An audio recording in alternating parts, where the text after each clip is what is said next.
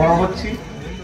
সেই সঙ্গে সরকারি কিছু অনুদানে আমাদের প্রত্যন্ত গ্রামও সময়ের সঙ্গে সঙ্গে উন্নত হয়েছে এবং সেই উন্নতর সঙ্গে সঙ্গে আজকের যে মেলবন্ধন একটা মানুষের, এই ছোট্ট শিশুদের একাত্মতা, ছোট্ট শিশুদের চেষ্টা, সেই চেষ্টা যা দিয়েছে তাকে আমি সাধুবাদ জানাই।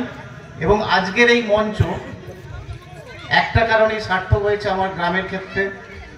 এখানে চিত্রশিল্প এবং এই জগতে অনেক গুণী মানুষ উপস্থিত হয়েছেন, যেটা আমার গ্রামে, এই প্রত্যন্ত গ্রামের মধ্যে এর আগে উপস্থিত হয়নি। সেজন্য আমার এই গ্রাম সংসদের পক্ষ থেকে ওনাদেরকে আমি ব্যক্তিগতভাবে কৃতজ্ঞতা জানাই।